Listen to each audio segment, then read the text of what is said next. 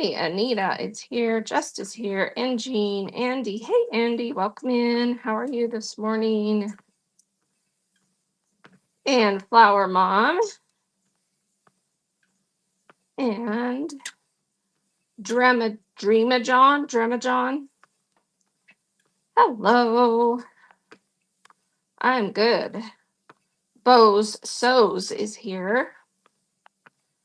Welcome, welcome. That's a new name to me, Bose Sows. So obviously Andy knows you. I am following you, apparently. Did you change a name recently? Let me check your profile. Joseph Martin.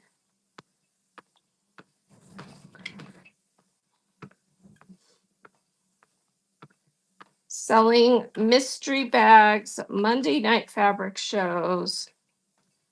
Awesome. Well, welcome. I'll have to bookmark your shows. Let me see. I've got you on my screen here. Next show is on the 4th.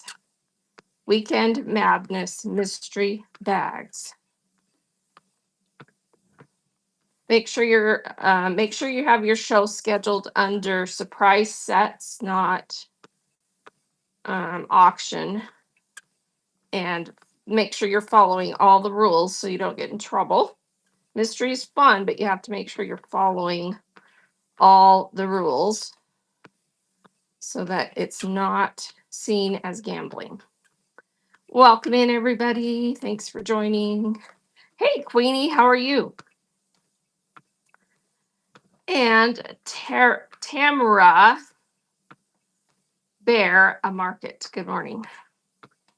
Yeah, just be careful with those kind of shows because you can get yourself kicked out of the app really fast if you break the rule. Oh, and he sings. That's fun. My husband sings a lot too in our shows. So that's fun. All right. Well, I am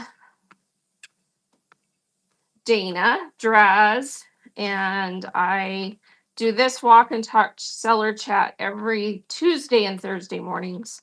And then about twice a month, I go in front of the camera and do a community seller chat where we talk about different topics. I did one yesterday. If you missed it, it may or may not be out there on YouTube because I just noticed my multicast came up and said it was not connected. So let me go look and see if that one managed to get on to YouTube. So if you missed yesterday, we went over listings and I showed you how to do certain things on screen, and we went over flash sales a little bit.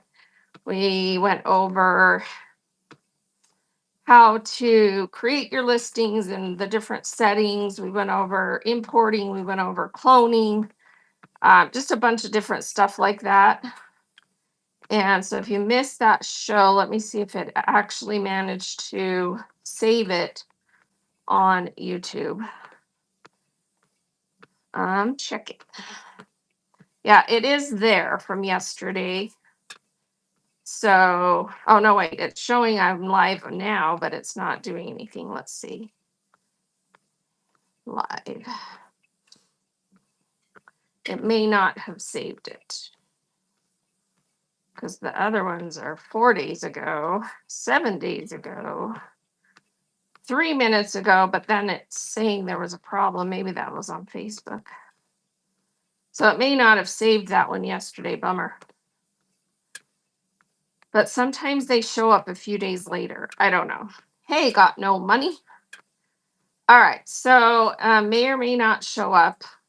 No promises. All right. Yes. So welcome. And if you have questions, what are some rules you've seen broken? Too many to name, but probably the biggest one that I see. The biggest ones I've seen have to do with doing those mystery type things because they have this big list of rules that you're supposed to follow when you do anything that is mystery related. And so I don't even do anything like that anymore just because it's You go read the rules and you're like, what? It's really kind of difficult to understand exactly what you can and can't do. And it's all based around just rules of gambling because every state has different rules about gambling. And so you have to be really careful to follow exactly how they laid it out. And it's different for different categories. So, yeah, that would be the one that I would say probably has the most issues. But there are people selling things they're not supposed to sell. There are people doing what's called a dead show where they come on and they're not actually on screen talking or interacting. And it just, they have a sign that says something like, shop to buy it now. That's not allowed. You have to be on screen. If you go live, you've got to be on screen, either talking and showing stuff or running auctions or be in front of the camera, something. You can't just have dead air. So that's another one I've seen quite a bit. We get all kinds of crazy crap. People just like anywhere else, people try all different things. And I think a lot of times the mystery ones are not people aren't purposely trying to do something, but they don't know, they haven't even looked at the rules. So when you're new, it's important for you to read the terms of service and understand what you can and can't sell and stuff like that. So Just says one item is bought, the seller was banned a week later. Yeah. Um, yeah. There are sellers that come on here and they're trying to scam just from the very beginning. That's especially now that Whatnot's getting more and more popular. People are going to try everything. It's a little bit harder to do the come on, do a bunch of shows and not actually send anyone anything, just because on Whatnot you have to sell 1,000 items before you can get instant payout. So they would be stupid to try that on Whatnot because you can make all that money, but then if you don't ship it and show that it's been shipped, you're not going to get paid. So yeah, I don't know why people would even bother. That's a lot of work. You can go get a job at McDonald's and that's a lot of work to get nothing out of it. So yeah. And yes, there are people that are doing scammy stuff with electronics. Be careful. Always look at reviews before you buy. So, yeah, and please, if you're in a show and something seems off and you're watching it and there's really scammy stuff going on, please report it because it's bad for all of us who are legitimately trying to be honest sellers. And then you've got stuff like that going on because it will affect people who have a bad experience on the app from ever coming back again to shop. So please don't be like that. Yeah. Oh, you were told the Pearl shows are all scams? I don't know. I haven't ever watched one. That's the one I have heard about it where they're opening the clams live and pulling the pearls out. Yeah, I don't know. I would think that would be hard to do too. Again, how much effort are they putting into something like that and then it's actually not real? I don't know. That just seems kind of weird to me. How much, because how much time and effort people put into doing dishonest things when you can do honest things and make better or more money and not be in trouble with the law or getting kicked off or whatever. I don't know. I don't get it. Kind of blows my mind, actually. Welcome in, Trish. How are you this morning? And Flippin' Joy. So, yeah, oh my business. Welcome in. So, yeah, if you're of that mindset, please don't come and sell on this app. Go somewhere else. Do something else because you're gonna get caught. It's gonna catch up to you, and you're just gonna get kicked off. And that's a lot of effort for nothing, right? All right. Yeah. If you have questions, just drop them in the chat, put a question mark on it. Or if it's not a question, but something you're wanting to say, just put a question so I can see it. All right, let's see. Sunflower Dream says, if you put your shipping at 921, do I need to do anything else with the weight? Are you talking about like on the back end when you ship? So if you're setting your shipping at 921 max, buyer pays 921 max. When you go to ship, if you have your shipping setting set for flat rate, 1 to 5 pounds and 5 pounds and over flat rate. So if you're able to send everything you sell in flat rate packaging, all you do is select the correct box. And then, yeah, you don't have to change the dimensions or the weight or anything. You just go. Because that's the beauty of being able to use the flat rate boxes and packages is that it allows up to 70 pounds. So as long as you don't have 70 pounds, and I haven't yet thought of something that's allowed to be sold on Whatnot that would weigh 70 pounds necessarily. There's probably a few things, but I don't know of anyone who sells stuff that would be that heavy. Because I was thinking like maybe some car parts or if you sold some barbells, but I don't know anyone selling that kind of stuff. So, yeah, as long as it's under, yeah, some rocks maybe, but most people don't sell that big of a rock. So, yeah. And then if it's priority and ground, you do need to change the dimensions and the weight. Because that class of those classes of shipping, you do have to, or they're based on the dimensions of the box and the weight of the box. So you do need to enter that. So you go all the way to the right of the order, click that little pencil, and then put in the box dimensions and the weight. So yeah, if you're using priority or ground advantage, you do have to change the box size and the weight to match what it actually is when you ship it. So yeah. And if you're doing buyer pays max 921, that I'm assuming if you have your settings set for priority and ground advantage, you're actually using your adjustments and then helping pay some of the people shipping if they buy a lot, right? Because otherwise you should be using flat rate. Yeah, welcome. Nice to meet you too. Have a great day. Stop in again sometime. And I got your shows bookmarked, so I'll try and drop in sometime. All right. So, yeah, because that's the other thing too. If you have your shipping set at buyer pays max 921 and you have your shipping set for priority and ground advantage and you're helping pay shipping, you're actually paying more.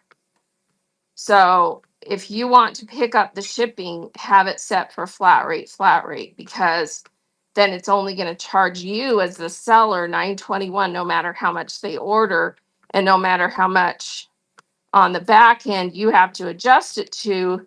It only charged you 921. So as long as it can ship for 921, you don't have to pay extra.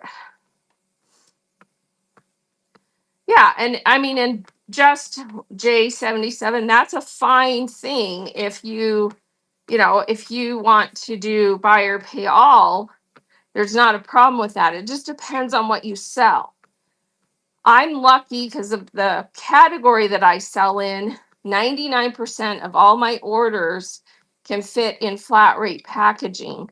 And so I choose to offer that reduced shipping buyer pays max 921, because I can't even remember the last time that I actually had to pay someone's part of someone's shipping. So it's a win-win for me because they get the, the reduced shipping. I get the reduced shipping logo on my shows, and I almost always stay within my 5 adjustments. And in the few times where I have to unbundle or change to Ground Advantage. So yeah. Sunflower Dreams. So how is it for coupons? Do you have to sell so much to do coupons for buyers? You can use coupons from the get-go. You just go to Seller Hub, Marketing, and then there's a little drop down under Marketing for coupons. You can start using coupons from the beginning. The thing you can't use as a new seller is the rewards program until you meet the criteria for rewards. So that's a different program. So Just says I use the flat rate and the Ground Advantage depending on the show. Yeah. And that's important. You should, depending on what you're selling in any given show, you may have to change how you set the shipping. So you decide, and if you're doing a show where you can do flat rate for everything you sell, it's to your advantage to put buyer pays max, just because then you get that reduced shipping banner on your show. And statistics have proven that people go to shows that offer reduced shipping more than shows that don't. It's just a fact. Here's the mindset. Okay. If someone comes or is going to go to a show, even if they're doing low starts, there's no guarantee that you're going to get that item for the lowest price because it can get bid up, right? But if the show offers reduced shipping, that's a set thing. They know from, going into that show that the most they're going to have to pay is X, whatever amount that seller is setting for max shipping. And so if you ask an audience, would you rather have low starts or reduced shipping? And overwhelming, they will say reduced shipping, because they would, of course, in a perfect world, they want both, but you can't always offer that. So yeah, but people want lower shipping costs. It's just a fact. Yeah, you've been working on your shipping degree. Yeah, I know, right? We all have to figure out shipping on here before we can do it, because it's kind of a learning curve. So can I explain how coupons actually work? Which ones, the rewards or the regular coupons? A regular coupon, you just create it, give it a name, and it can be either a percent off or a dollar amount off. And then you assign it to the show you want to use it in. And that's the key thing, is once you create it, you've got to go in and assign it to whatever shows you want it to be valid in. And then you've got to share that code with the people that you want to be able to use it. Because it is per show and it's a one-time use. So whatever you create, let's say you create a coupon code that's called October 10, meaning 10% off in October, and you assign it to all your shows in October, and you give it out when you send your orders, let's say. Well, then you would need to make sure it's active for every show you have in October. So you click all the shows that you have in October, and then you advertise that code by sending it to people when you send their orders. And then when they come into your show, they put that code in their wallet, and then they can use it one time. Once they've used it one time, that's it. So if you want to have a coupon that's used for every show, then you would need to create a new coupon for each show. And we used to use that before they started the rewards program. The rewards program basically automates giving your buyers and your watchers coupons. I love it because it automates that whole process. So yeah, so it's just in Seller Hub marketing, and there's a drop down for coupons. It's pretty self-explanatory. The way you add one, there's a little plus sign in the upper right corner if you're on the web version. And I think I'm trying to remember if you can even add them in the um, mobile version. Let me look. Let's see, Seller Hub.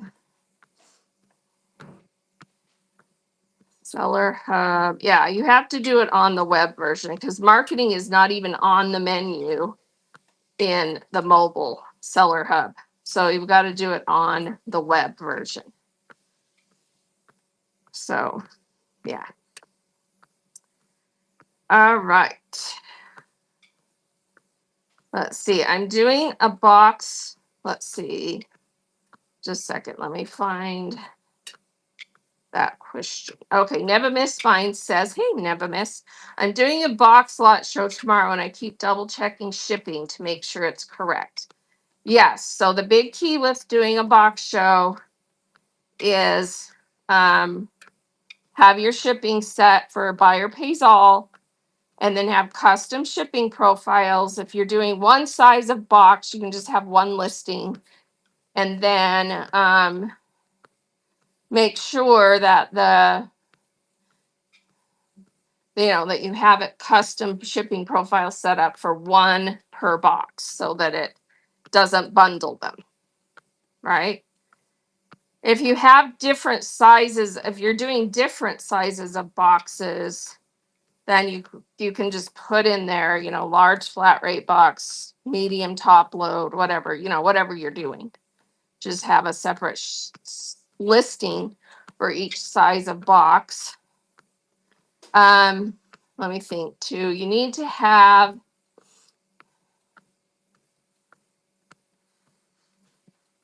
you don't necessarily have to specify the weight if you're just doing flat rate boxes, because then you can just leave that blank, but you do need to make sure you put that it's one per box. So one order, meaning it will charge shipping per box. And make sure you put that in the show notes and in the listing itself, that they will get charged per box. And I would also verbally say it so that people understand they're going to get charged per each box. So if they buy 3 boxes, they're going to pay $9.21 per box, or whatever the price is if you're not doing flat rate. All right, let's see. Yeah, and the big things with shipping is you have to be careful with those 2 places where the weight changes. So between, when it hits a pound, it flips from ground advantage to either priority or priority flat rate. And it stays at that rate, same rate, until it hits 5 pounds. So those are the 2 areas where it can get messy if you aren't paying attention to weight.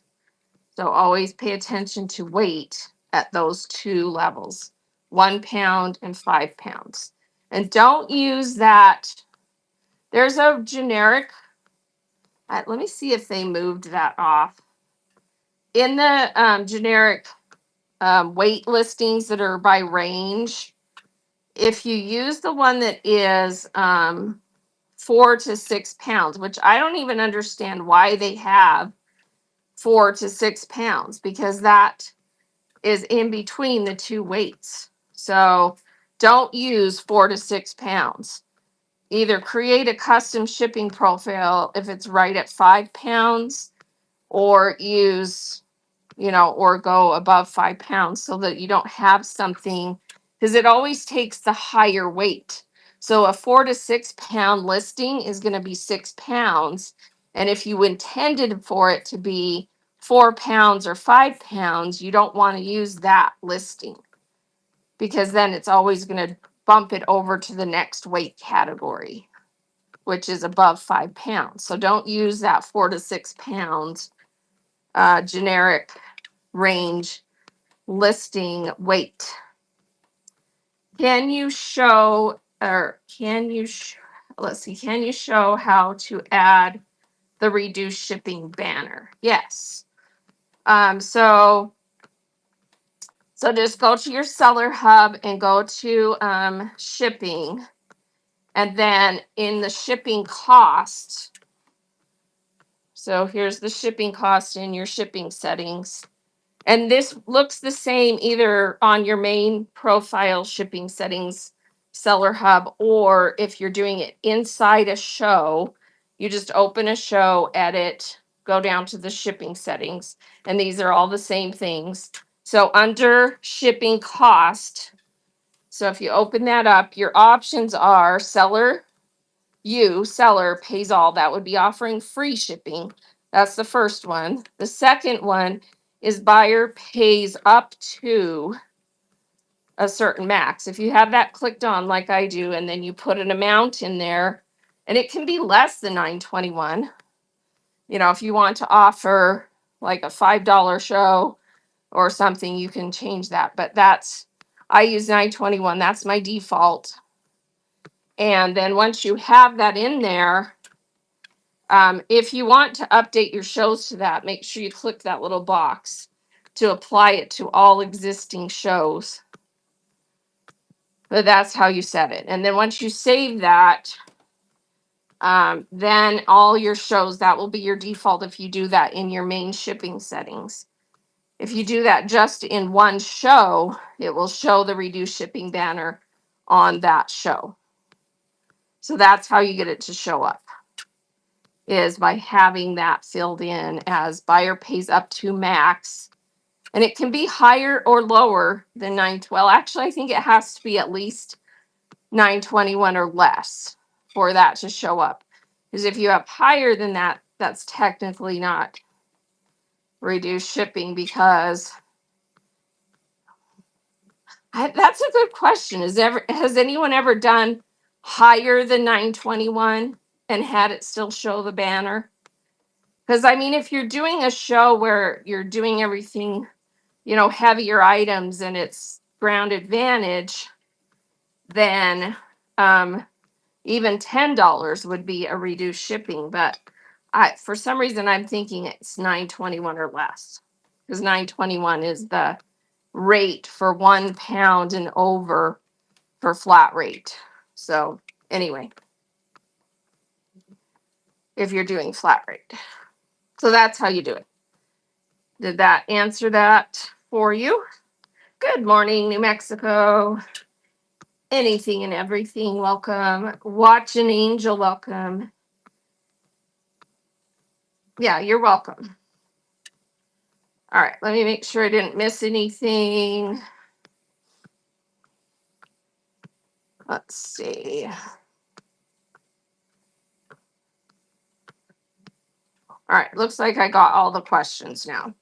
All right, so yeah, if you have a question, just put it in the chat with a question mark so it shows up bold. Welcome in, Alicia. And oh my goodness, you are welcome. All right, so everybody make sure when you're here, if you're new to me, make sure you copy the show notes. So you just open them and then take a screenshot of those starred bullets.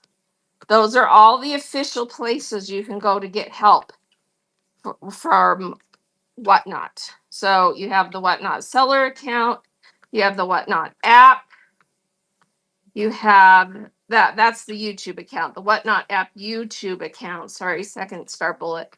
The third star bullet is Seller Academy. The fourth one is help.whatnot.com. And the last one is the blog, Whatnot blog. So make sure you have a screenshot of that.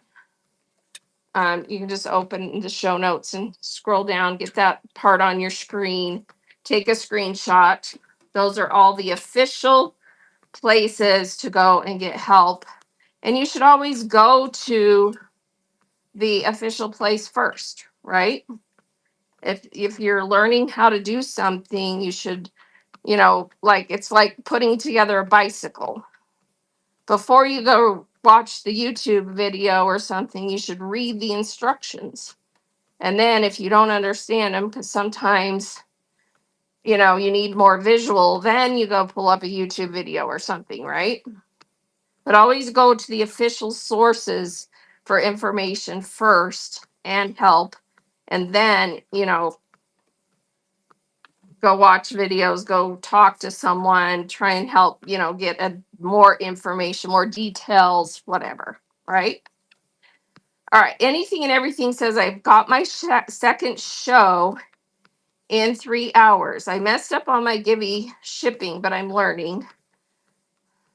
So, oh, so you did giveaways in tried to do envelope and you messed up setting it up the first time. Yeah, so that one you have to make sure you follow exactly how you do it. It's kind of tricky. But yeah. So if you need those instructions, I just pinned those. So, oh, you accidentally put them at a pound. Yep. Whoops. So yeah, it needs to be 0 to 1 ounce or envelope. I would use 0 to 1 ounce because then it automatically gives you an ounce. And the envelope one puts it at 0.05, like half an ounce. So an envelope is one of the custom ones now anyway. So use the 0 to 1 ounce and make sure you have stickers as your category and that you have the envelope shipping turned on in your shipping settings in that show. Because sometimes people turn it on in their main profile and forget to click that little box to update it to your existing shows. And if it's not turned on in the actual show, the option to do the envelope shipping, then it won't work. So you've got to have all three of those things. Yes, you can use a greeting card size envelope, just not the ones that say, you know, if you go buy a card and it's big and it says right on the envelope requires extra postage, that means it's too big. So the dimensions that you can have are, let me just pull this up and I'll read it. Length between 5 and 11.5 inches, width between 3.5 and 6, and I think that says 1/8. And then thickness has to be less than 1/4 of an inch. Okay. So, you know, your standard size business envelope or your standard sizes of greeting cards. The one that I use is 7.5 by 5.5 size. It's an A4, basically an A4 envelope. I like that because it's wider than a business envelope, so you can fit the stickers and the little because I send those little bookmark making kits, and so it's a little bit taller envelope, you know. So that's the size I use. So yeah, and you can usually get, I mean, honestly, I'm so cheap. I get most stuff that I use for stuff like that thrifting. So I'll go buy like a big old box of used or, you know, like opened greeting cards. And then I'll just send the gift in the greeting card with the envelope it came with, right? Or something like that. Or I'll find a big thing of just envelopes that were made for something, you know? Because I don't want to go out and have to buy a bunch of expensive envelopes. So I find stuff thrifting, or like one of the things I've been using, we actually got on a pallet that we bought of craft stuff, and we got packs of A4 envelopes that I've been using. But because it was on a pallet, I paid next to nothing, you know, because you get a whole pallet of craft stuff. That's what I've been using lately. And then I had a big bag that my sister-in-law gave me. She used to work for Hallmark million years ago. And instead of and they have to destroy, this is so sad. When they are restocking and taking the old stuff out that's out of date, they actually have to destroy it. So she was saving the envelopes from the cards just so she had envelopes. And she had given me a big bag of them years ago, and I still have some left that I've been using. So yeah. All right.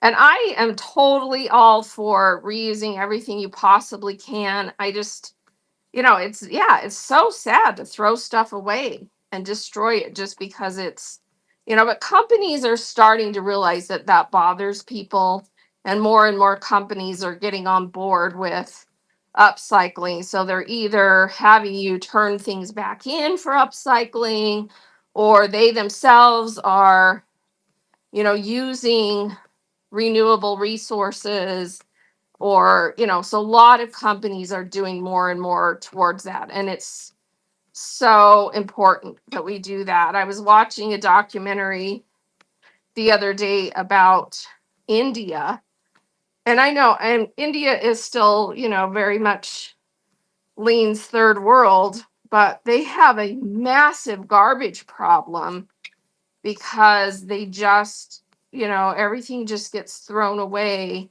and because they have such a huge population. But they were featuring innovative people there who are starting to do renewable things. But it was interesting because they rely heavily on manpower. So I'm not kidding. Listen to this thing that they're doing.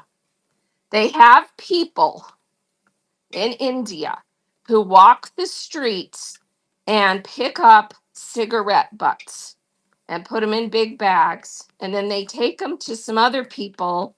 So they have these collectors that go and just pick up cigarette butts. That's their job. Then they take the cigarette butts to people who then cut them open and remove the little cottony filter stuff. And then they put it through this chemical process to clean it, and then they turn it into stuffing that they use in stuffed animals.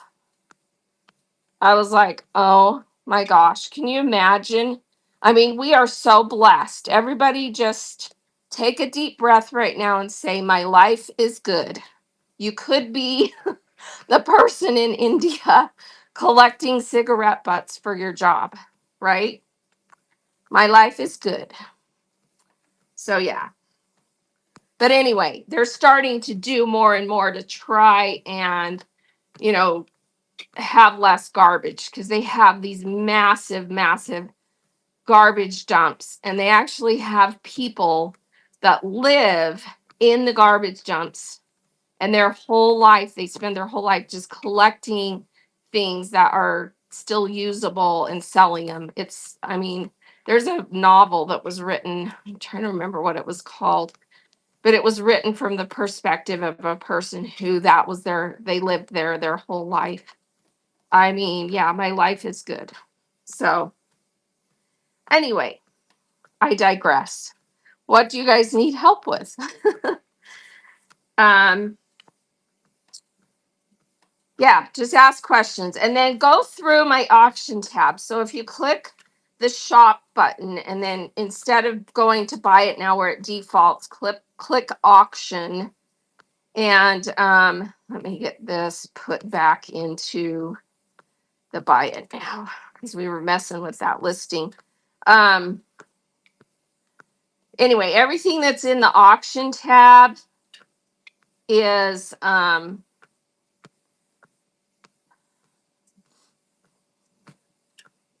for you, resources for you to utilize to help you with all the questions you have. So let me just make sure I don't have any other goofy things in there. We were messing with that one listings for fat quarters, and I forgot I put it in the auction tab. So you've got all these different documents about different topics, and you can just click on them and screenshot all the pages. Have a great day, Queenie. See you later. So like there's a document for, let me get this to pull up. For some reason it's scrolling and not showing me my documents. Okay. Can you guys see my auction stuff? That is so weird. Let me see if it's showing it on me. Oh, it just was taking a fat minute. Okay. So I have one about attracting and keeping buyers. We're actually going to go into that topic in depth on the 15th of October. So make sure you have that show bookmarked. I'll be in front of the camera for that one. We have one about choosing basic shipping settings. That's the one that goes with my video that's on YouTube called Choosing, or it's called Don't Sink Your Shipping. So if you need help figuring out the shipping settings, it's based on what you sell. So that document tells you how to decide what shipping settings to use based on what you sell.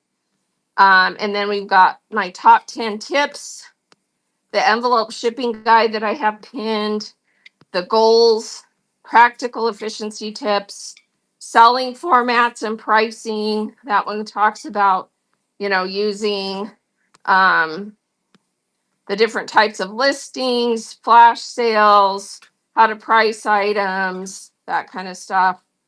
Buy it now versus auction. Then there's one about shaking the nerves. There's one about shipping.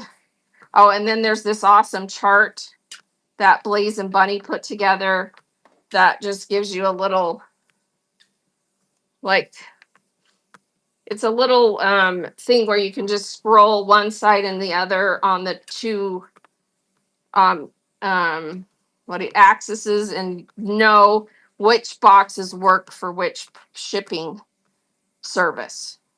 So that's an awesome one. You can copy that. And then there's show restart instructions, the 5 F's of shipping, that's mine. The updated whatnot shipping guide. And then I also have one in there that shows you the United States Postal Service commercial pricing for Ground Advantage. Because people get confused. Why is one buyer the price for them to ship a 1 ounce item, this price, and the other buyer it's this price? Well, it's because it's based on this chart that is the zones. So it's based on where you live as the seller versus where the buyer lives. And if they live farthest away, they're going to pay more than the person who lives closer. And these are the commercial rates that we pay, or if you're a buyer, this is the commercial rate you pay based on the zone for the under 1 pound pricing. And another thing to point out is if you look at this chart, the rate for 4 ounces doesn't go up till you hit 8 ounces. So if you sell someone something and it's set for 4 ounces, like 1 to 4 ounces, and it's then going to charge them 4 ounces, right? It doesn't matter if it's 1 ounce, 2 ounce, 3 ounce, or 4 ounce, it's all the same price. And the same thing is for 8 ounces, it doesn't change till 8 ounces. So if you sell it at 1 to 4, and then you go to ship it and it actually is like 5 ounces, you can just change it to 5. It's the same price. It doesn't matter. It's not going to charge you an adjustment. In fact, I don't think it charges you an adjustment at all unless you go over the 1 pound. So, everything under 15 ounces. If you go 15 point anything, though, it's going to round it up to a pound and you will have a problem. So that's that area where you have to be careful, because if you put in 15.25 or something, it's going to round it up to a pound, and then it's going to do an adjustment to send it priority or flat rate. All right. Any questions about any of those? So yeah, all those documents in my auction tab, just go through those and take a screenshot of the ones that you want. And some of them have multiple pages. So you just go in, so you just click the shop button, go into the auction tab. So see here, it's auction instead of buy it now. And then like if you wanted to take a copy of my choosing basic shipping, You just click it again, make it big on your screen, and take a screenshot. And then you've got that document to refer to. Okay. So all those things in the auction tab are just for you guys to use to get help, to understand things. And yeah, so do that and copy the show notes because you've got all those things in the show notes also. And I haven't looked at what's going on the Whatnot Seller account in a few days. Let me check and see what shows are coming up for them. I've been so busy. So their next show is on the 8th. So make sure you have that one bookmarked. So that's on the Whatnot Seller account. It's the official account for the community support team, and they do these shows that you don't want to miss. They are uploading them to the YouTube account, so you can go rewatch them there. But the one on the 8th is where they're going to introduce new product updates. So they'll tell you about any updates that have happened. And then on the 22nd, they're interviewing Moms and Crumbs. She's a very successful seller. I love the seller interviews. You get so many good tips and ideas, and people just really, the sellers who are very successful will just give you a lot of things that you can think about and think about how you can incorporate it into your business, what you can change, what you can add. Just really good for brainstorming ideas for what you can maybe do different to be more successful.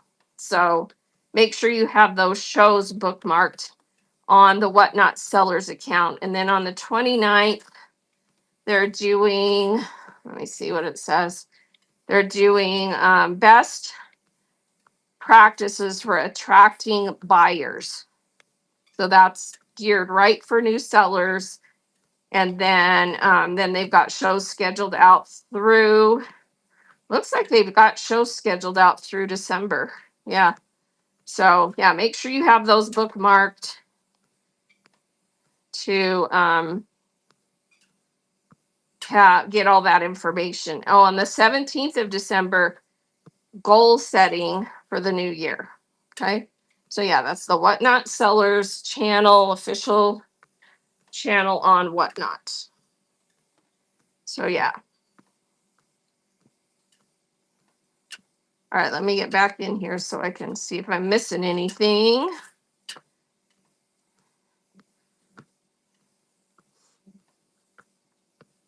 Welcome in, everybody. Just if you have questions, things you need help with, just put them in the chat. Please feel free to promote yourself in this show. I'm just on my treadmill walking, and I come on Tuesdays and Thursday mornings, and I chat with you guys while I walk.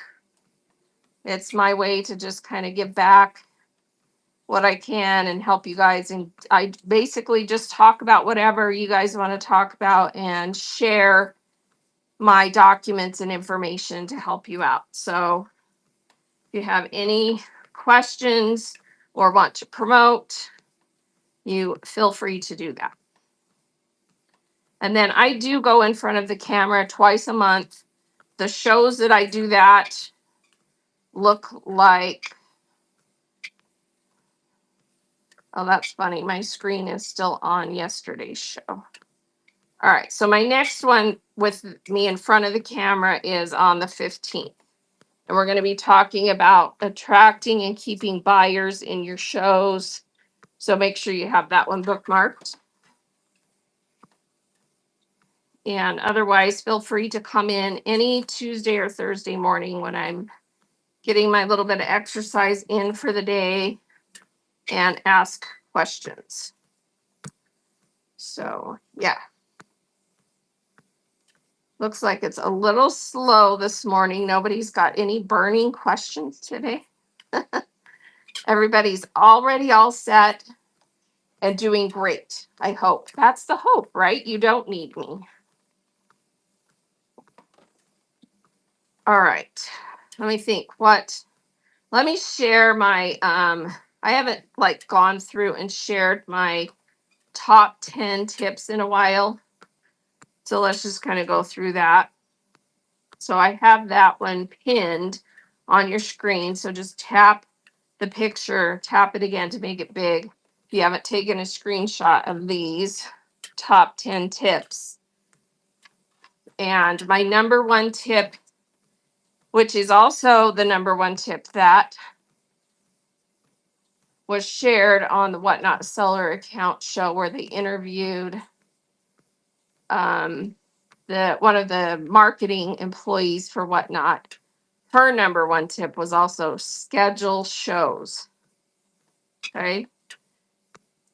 That's how you get found. That is how people can bookmark your upcoming shows.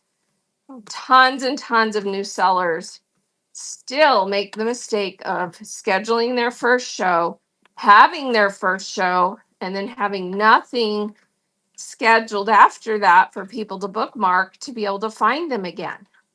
So make sure you have a lot of shows on your schedule so that people can find you. Your first show is February 30th, 2029. That is pretty far out there, but hey, if you have it on your schedule, right? People can be bookmarking it for the next 4 years. So, yeah. All right.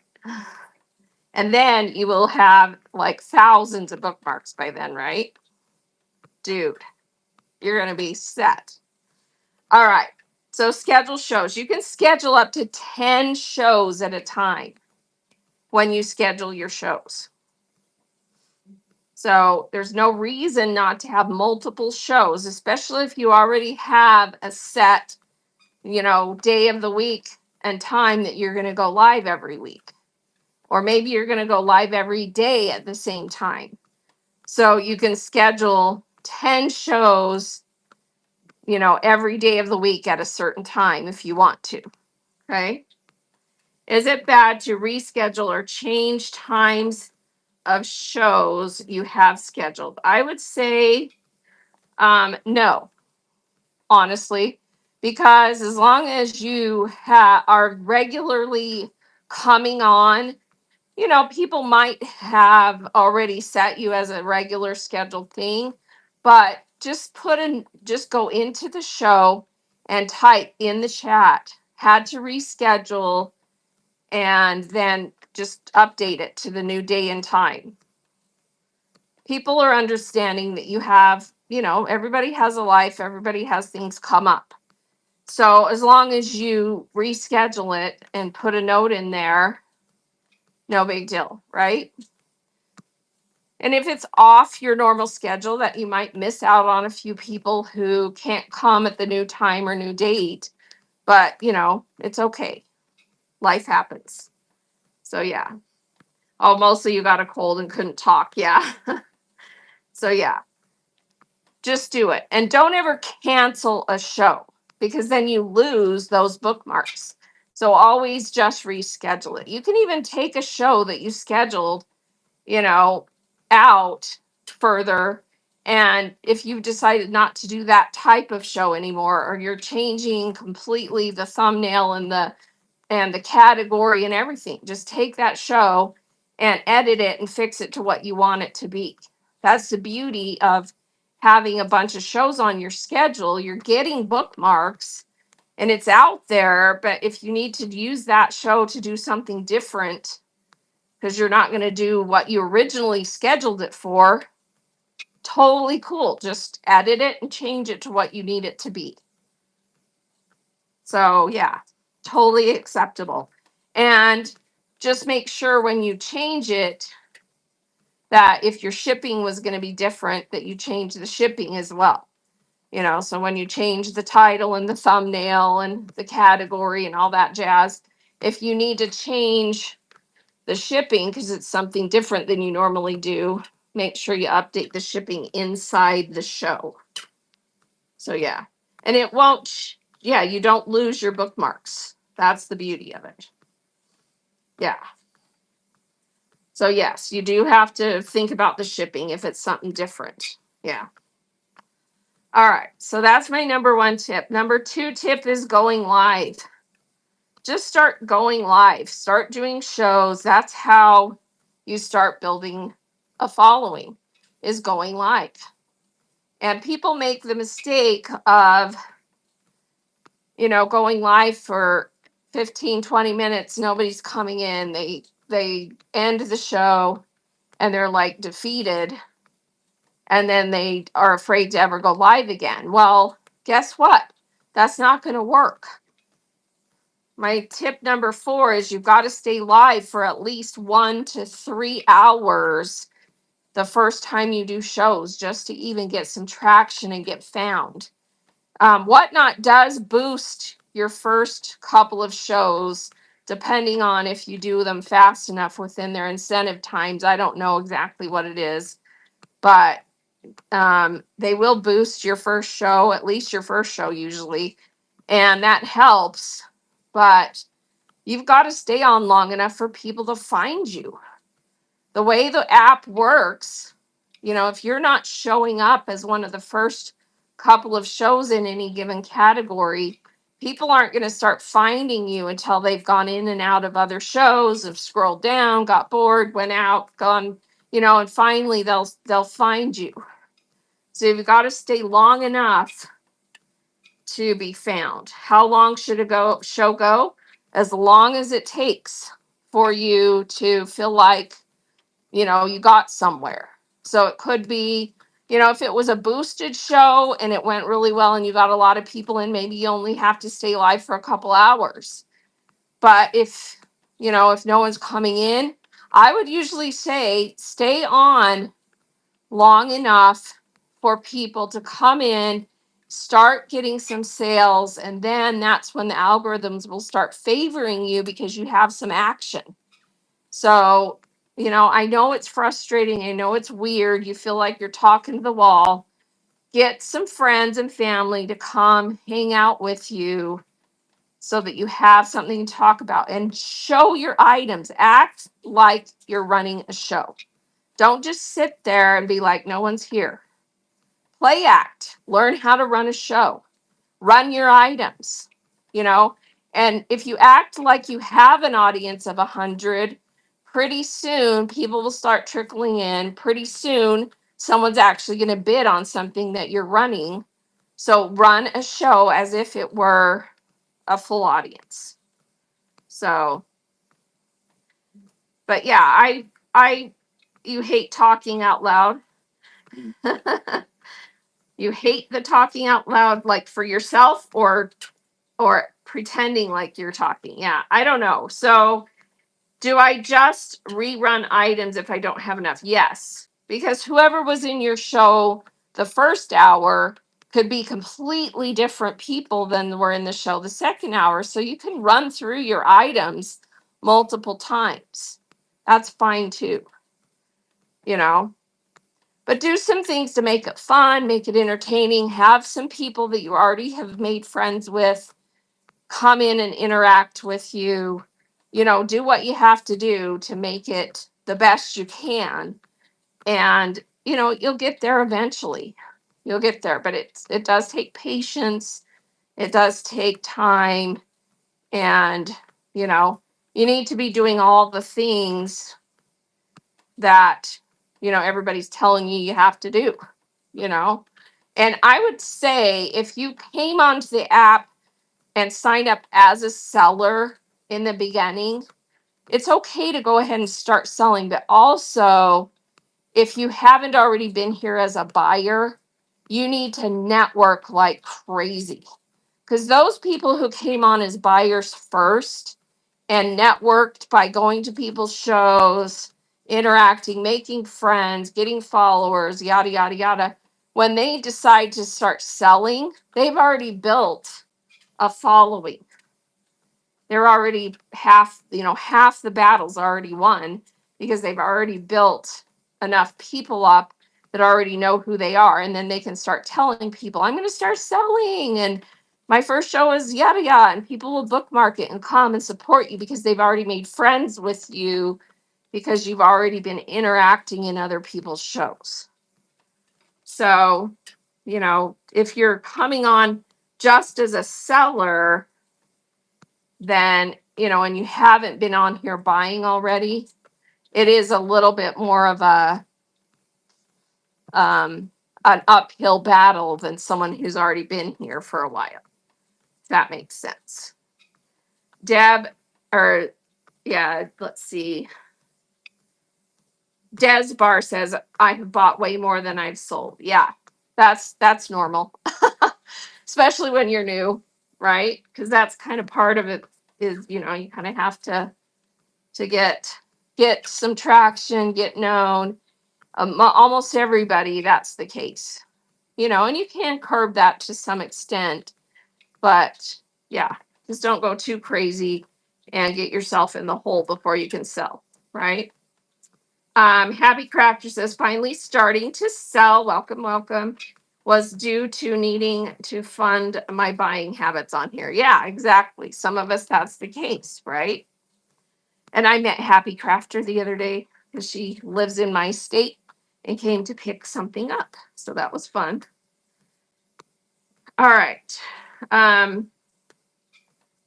Yeah, and really, honestly, I think one of the things I tell people is always have a goal.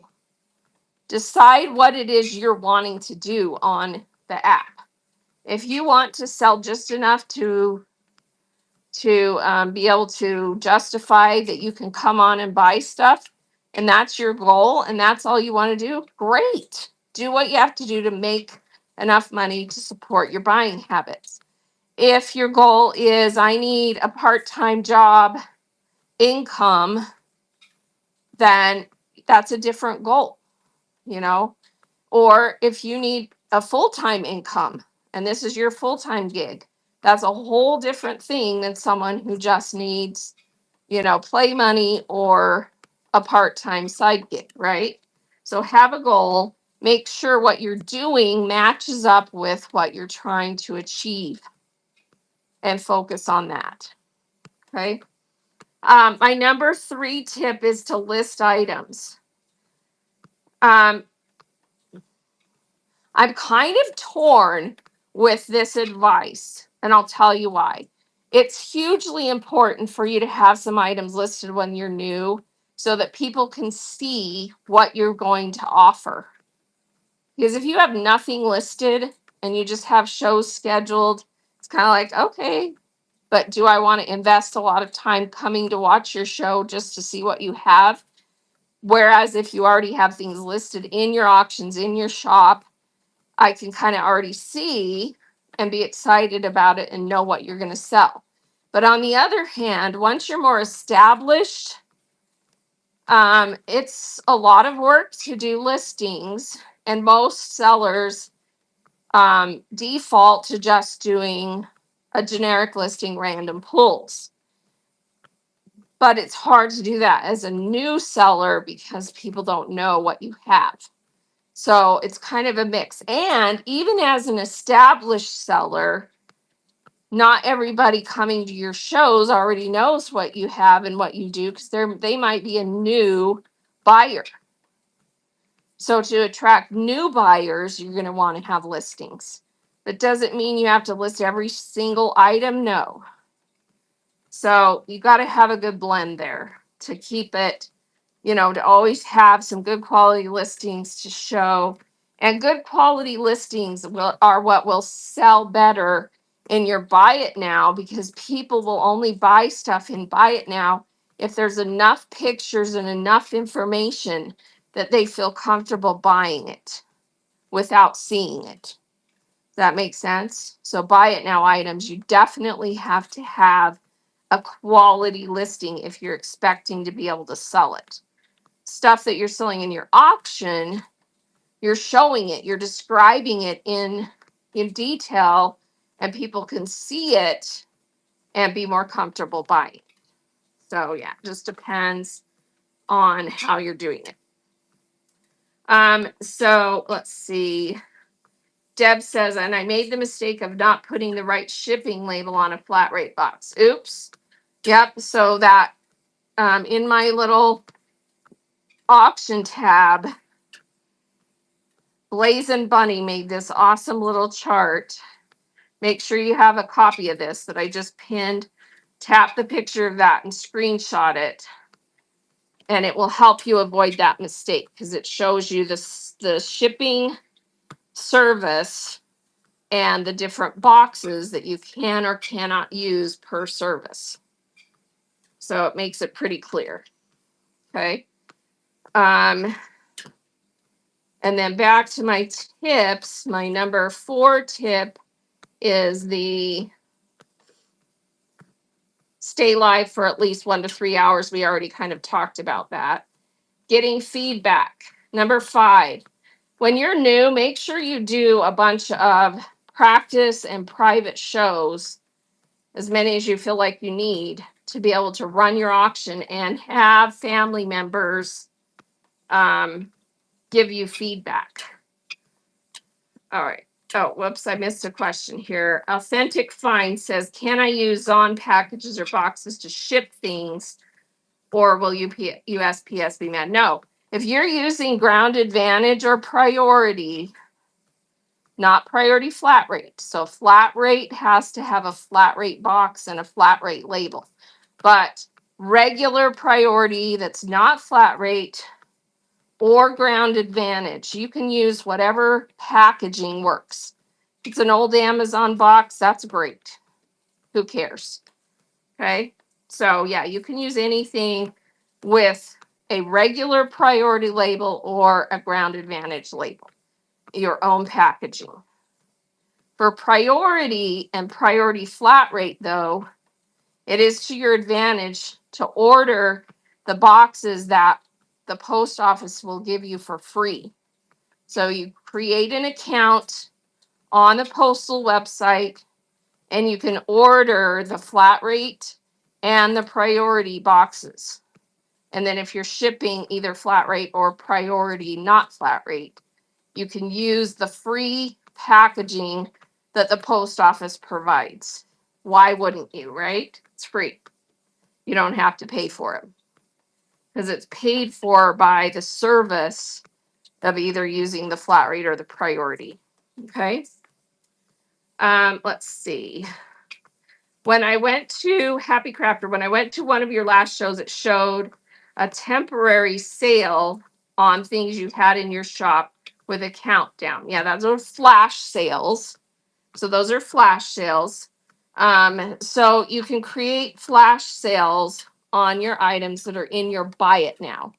So let me just show you how that works. So in my Buy It Now right now, I've got a bunch of different items. And let me run one on flash sale so you can see it. So this listing right here for these markers, I already have it pre-set up to do a flash sale, and I'll show you the settings. So if I edit that item so that you can see the background settings. So here's the background of this item. So I scroll down underneath pricing. So underneath pricing is an option to turn on a flash sale, and see how I have it turned on. And then you can choose, once you turn that on, you can choose to either do a price off or a percent off. So you set that up. So I have this one set for $1 off. And then underneath that, you can do a duration. How long do you want it to run? Well, it can be as low as 10 seconds and as high as 2 hours. Okay. And then underneath that, do you want it to be available for full price when you're not running the flash sale? Yes or no? If you have that turned off, they cannot buy it at all until you run the flash sale. So I keep most of mine turned on because I'm totally cool with them buying it first for full price when I'm not running the flash sale. Okay. And then if you want, you can put a max purchase limit, how much they can buy per buyer. If you have a really hot item and you don't want one person gobbling up the whole inventory, you can set a max purchase limit. That's the next button. And then the reserve for live, determines whether or not that item is available in your 24/7 shop or only during shows. And these are markers. I just have them on for shows. I don't sell them on my main profile shop. Okay. So let me run this as a flash sale so that you can see how it runs. So I'm just going to click into my Buy It Now and run the flash sale if I can. Sometimes it won't let me on mobile device. Let's see. Because I run my flash sales mostly from the web version. I thought it would let me run it from mobile. Let's see.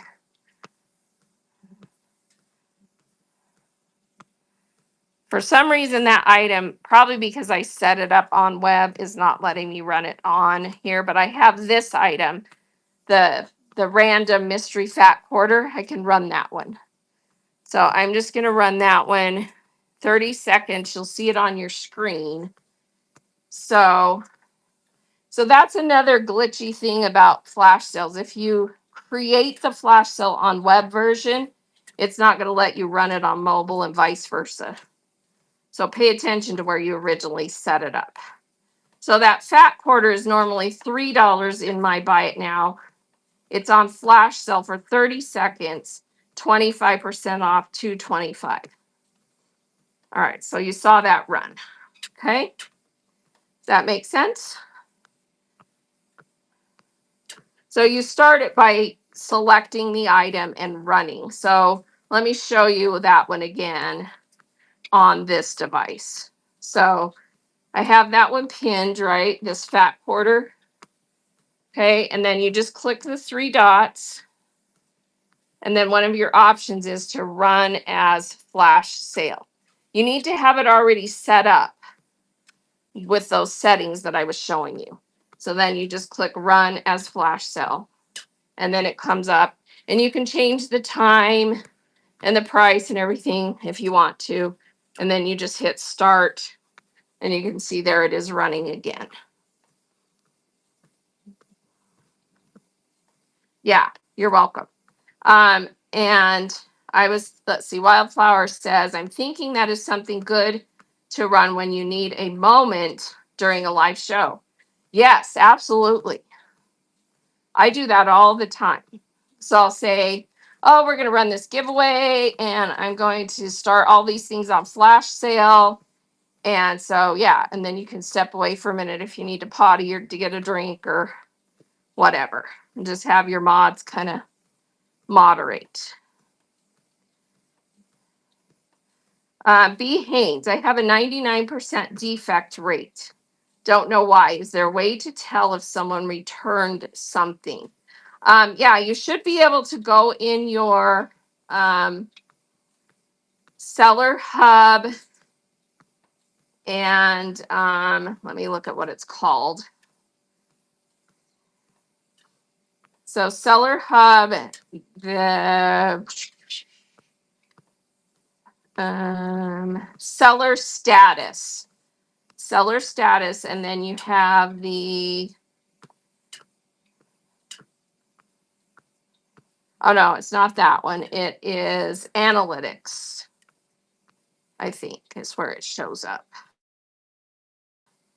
You know, it's different on web and I always get confused about where they have it on mobile, but you can see somewhere if something was returned. Trust and safety. So I went under analytics, trust and safety, and then overview.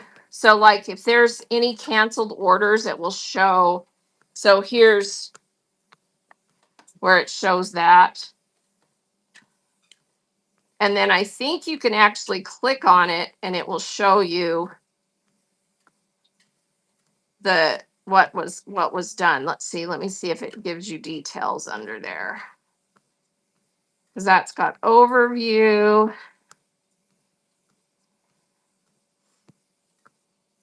Let me see if you click. Yeah, if you click and then it shows where it was. And then I guess if you have to, you can go and change the dates and narrow it down and figure out what it was. And then you would be able to check in your orders. Because, yeah, if you have, oh, actually, when you scroll down in there, it shows you which ones were canceled. So go to, so Seller Hub, Analytics, well, let me do that again. Seller, Analytics, and then Trust and Safety. Yeah. Yeah, and sometimes they just will, they may not charge it back to you if it was a claim because they never got it, like it got lost in shipping. That's not your fault. So then that Whatnot just files a claim with the postal service, refunds the customer, but you still get paid because you did your end of the deal, right? Yeah. So go look in there and see if you can see, because it does show you the ones that were actually canceled or whatever, or refunded. Yeah. All right. Let me see if I missed anything.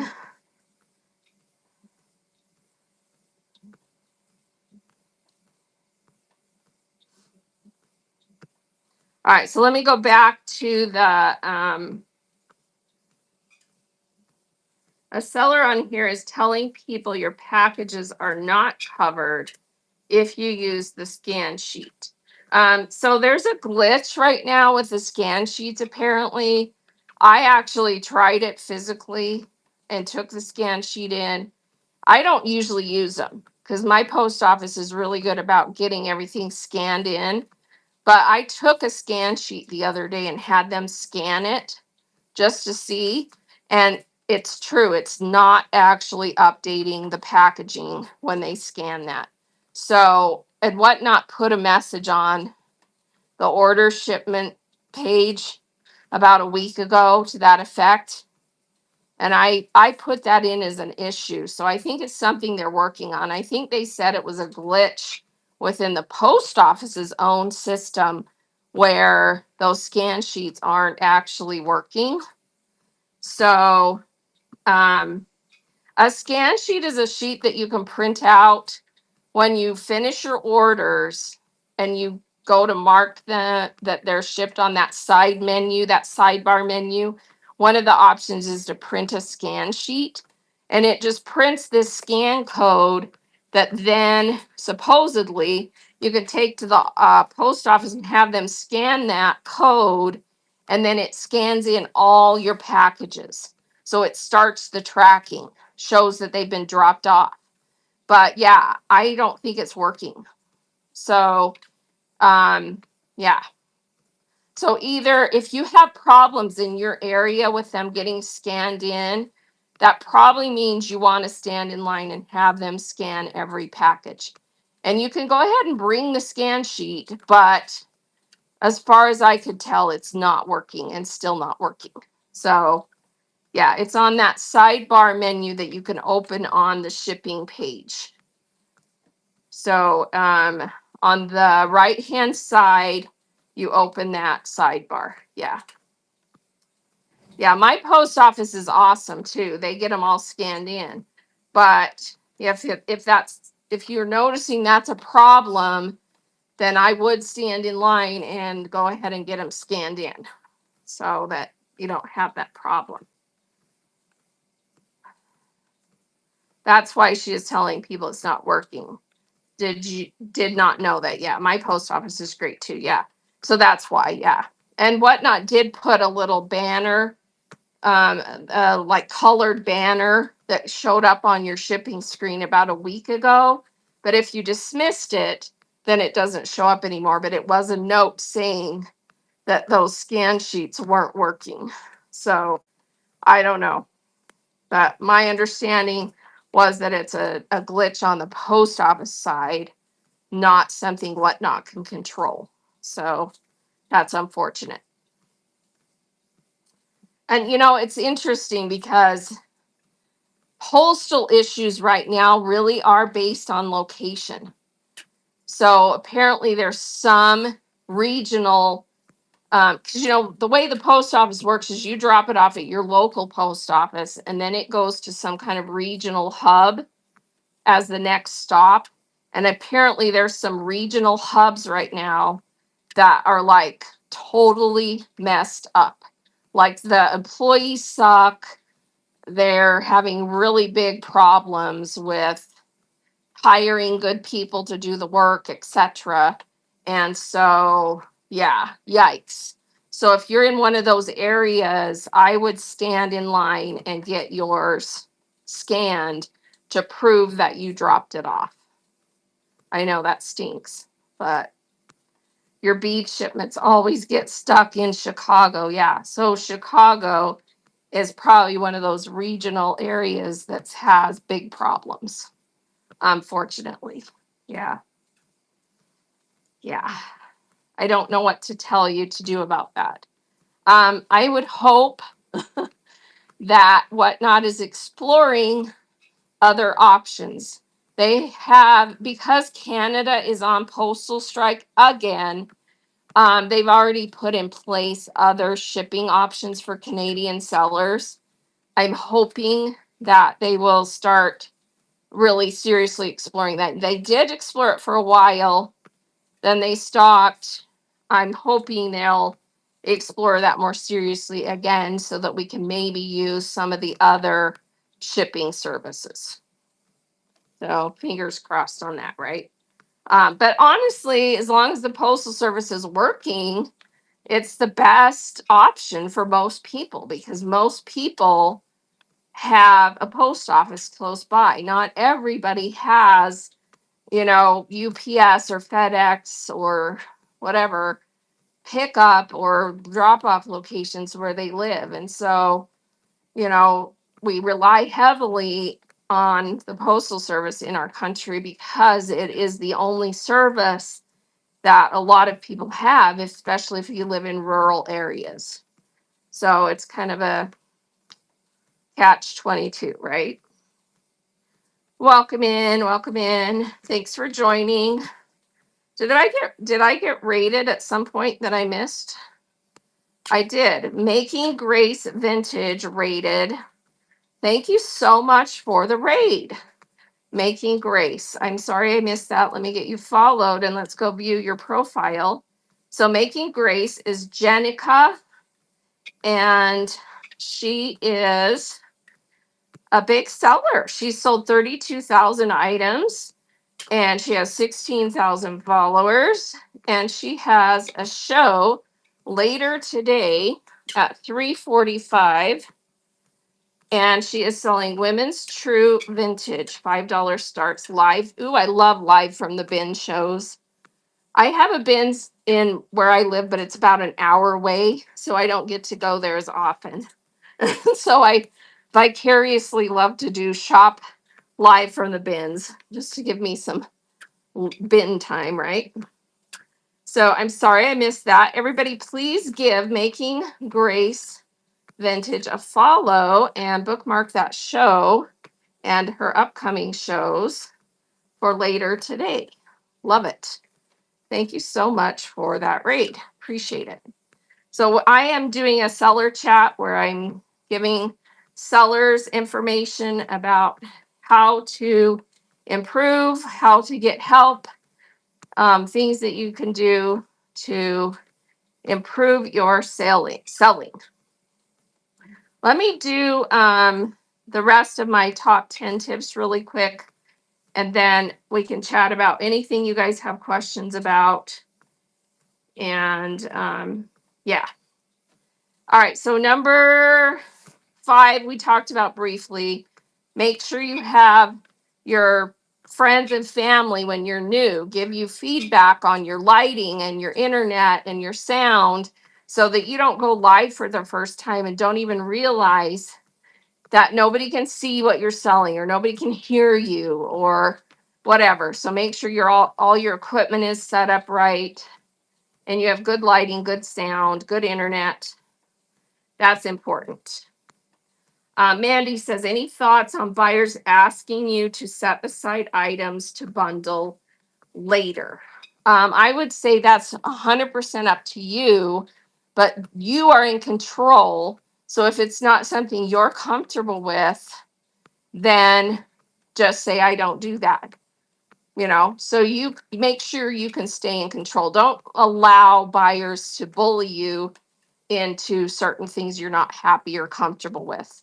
So always be in control. But if it's something that you are willing to do, you know, just tell them, okay, have some set parameters though, so that if by X date they haven't come back and purchased it, you can rerun those items or whatever. So have set parameters if you choose to do it, so that you have some control over what happens if they don't come back.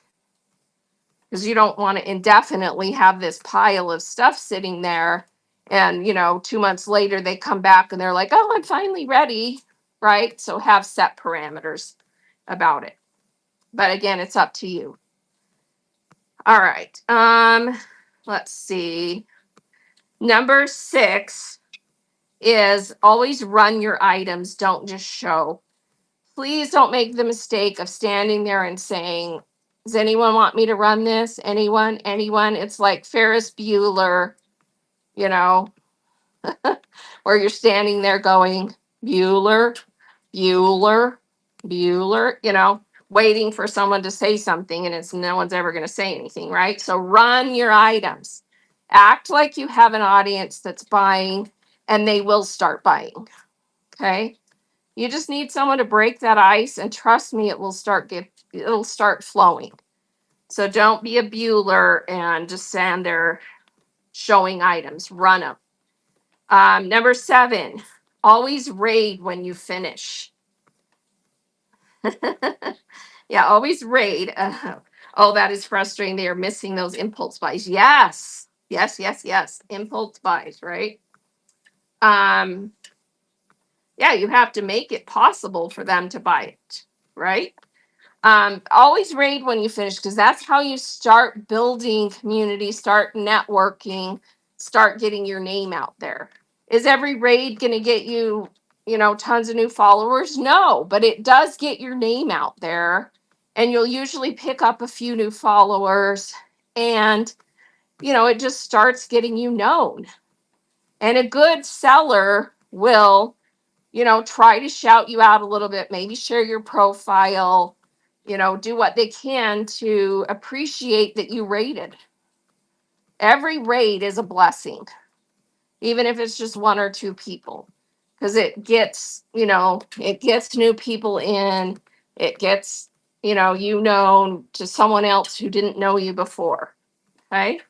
Yes, it's a huge blessing to small sellers to get a raid. So, always raid, and a lot of times, even if it was just a one kind of thing, they'll remember that you raided them, and maybe they'll pay it forward and raid you back. You never know. Okay, so always raid. Number 8 is raid trains. Look for and sign up for raid trains. And I was showing that yesterday in my show. Just go out to the For You page and type in the words raid train and find all the shows that are raid trains. And you can look right on the thumbnail usually and see who organized it, and reach out to them and ask if they are doing future ones that you can participate in. So find ones that look interesting and just start asking. Does it just randomly pick who you rate, or do you pick? Either or. You can let it pick for you, or you can pick. So when you go to raid, it shows you the option to let it pick for you, or you can type in.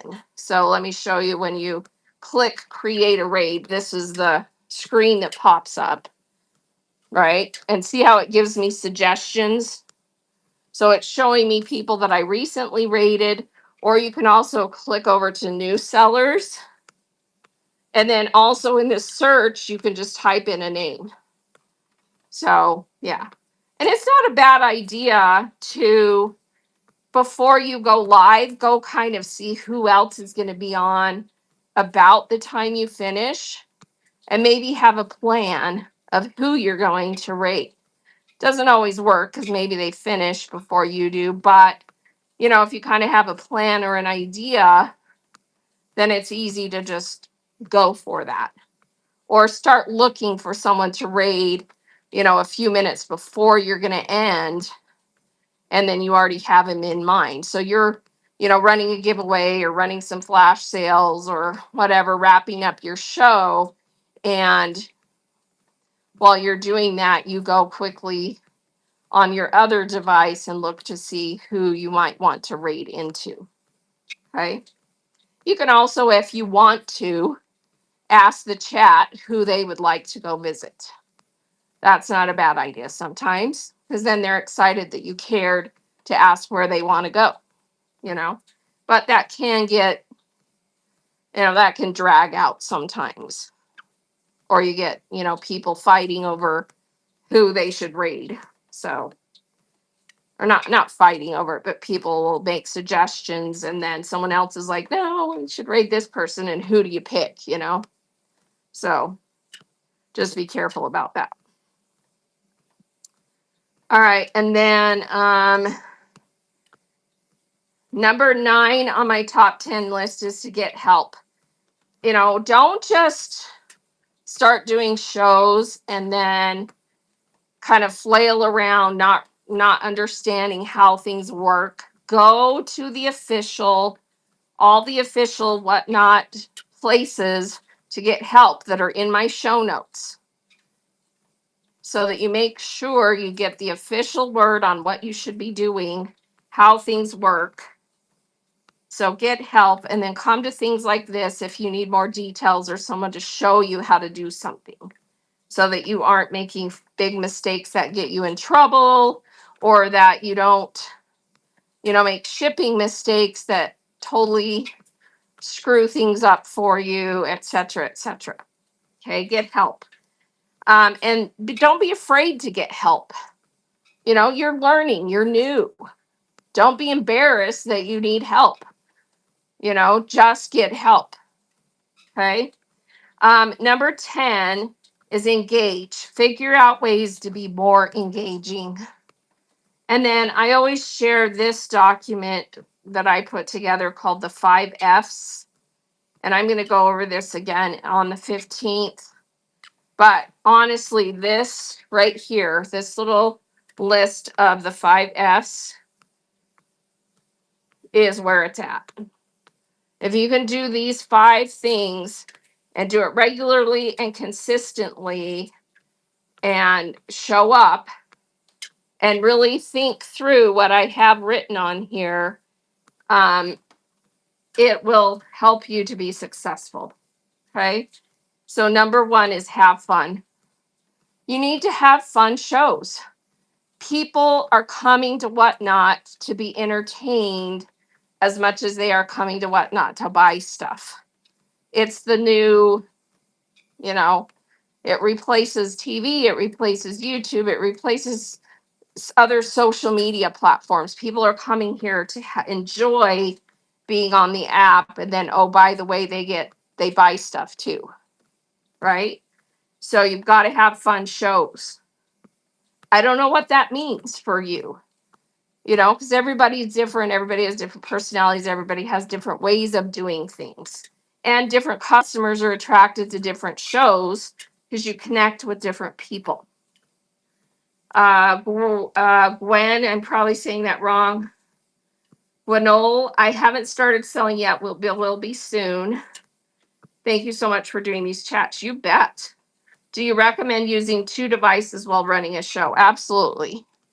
It is possible, but very clunky and difficult to run a show from 1 device, because you're streaming from that device and then you're trying to be, to click on that device. So let me show you what that looks like. So here's the streaming device, right, that I'm running my show from. If I'm having to come up to this device and run my show, then they get to look up my nose. So, it's like this, and your face is in there because you're trying to do things. So, it's much better to have a second device that you can run your show from. And I prefer to use a laptop because of the web version of the app to run your show has so many more tools and things that you can do and see because it's a larger field, a larger screen than what you could do on a mobile device. But, you do what you can do. So if you have to use one device for a while until you get enough money to be able to afford to buy a laptop or a iPad or something, um, then that's what you have to do, you know? But yes, it's definitely advised to use a second device if you can. Uh, B. Haynes says, I'm having problems running my shows with the laptop. My chat is not matching my chat on the phone. Do you use app on laptop? So I have that problem sometimes too. There's a lag between the show on web versus mobile. So you do have that issue sometimes. If it's really bad at your house, you may need to see if you can move because your web version laptop is relying wholly on your Wi-Fi, right? Whereas your mobile device can switch between data and Wi-Fi and has a little bit better connection if needed. So you may need to move your router or move one of your extenders into the room. I do use the app, or I use the web version of the software on my laptop. So I have it open to, whatnot, www.whatnot.com, and I'm logged in to my account on the web version on my laptop. But I'm using it in the room that I actually have the router in. And so most of the time I'm fine. But every once in a while there is a lag and it is annoying. So, and then you just kind of have to use the mobile device to, watch to make up the difference. Oh, it was freezing and not loading. Yeah. So try moving. If you can move one of your hotspots or your, I don't, everybody has different internet things, but either get a new extender or, put your show in the room with the router. Try things like that to see if it improves. So yeah, you're welcome. All right. So the 5 F's. So fun is number one. Fast paced. You've got to have shows that are fast paced enough that people want to stick around. Because again, it's entertainment. And if you're taking forever to run things, or you have dead time or downtime, and it's slow, and people can tell you're not organized, they're not going to stick around. So you got to keep it moving. Does it have to be like 5-second flash? Bam, whatever. No, just a fast enough pace for the type of stuff you sell, the customers you have, whatever pace works. You'll figure that out pretty soon. And then the third one is you have to have good stuff. And this is a tough one because sometimes, I'll be honest with you, sometimes you come on with the intention of you're going to sell X products and you figure out it's just not working. Nobody wants them. It's not trendy. It's not what people want to buy right now. And you have to do a hard reset and go, okay, this isn't working. So be honest and, and maybe it's something about how you're selling it. Okay. It could be that too. without going into a whole bunch of detail, I was in a show the other day where they were selling something that can be used to make things. And the way that they were selling it and the way they were presenting it, they were never going to sell any of it. It just wasn't working for the way that, that she was trying to sell it. And also, you need to always give people the big picture. If you're trying to sell something, show, tell, explain, give the big picture so that people can, understand how they're going to use this, how this is going to change their life, how this is going to work. Give them the big picture. I don't know how to explain that better than saying those kind of words. Maybe you understand, but well, I can tell a different version. So the light bulb turned on for me for this type of understanding a few years ago, like quite a few years ago, when I was watching someone who had become very successful online selling craft supplies. And she literally took blocks of wood and made stuff out of it. And she sold the blocks of wood blank, empty, not the stuff she made out of it.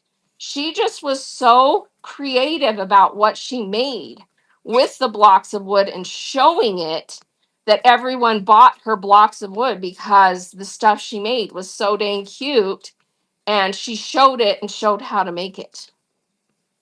Okay. So it's that kind of mentality of, and you're not always selling craft supplies. I'm just saying, if you're selling graphic t-shirts, show people how fun they are to wear, show the style, show them by putting them on and modeling them.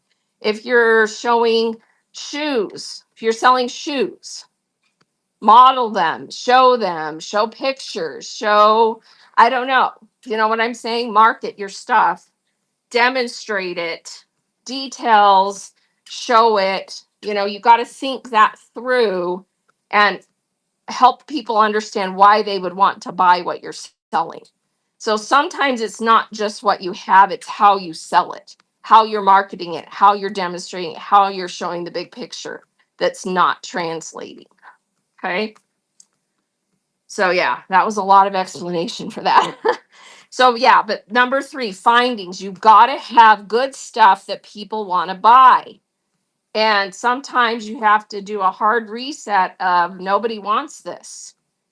No matter how I try to present it, it's just not trendy. It's not something people want to buy. I got to get rid of this or put it aside and do something different.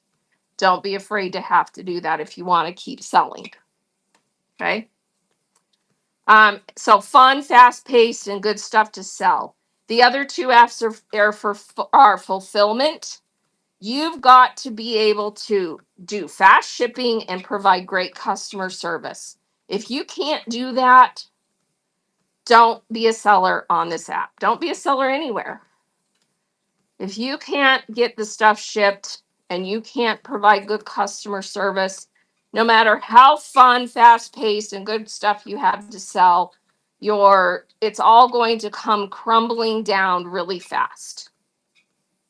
So you've got to be able to do that.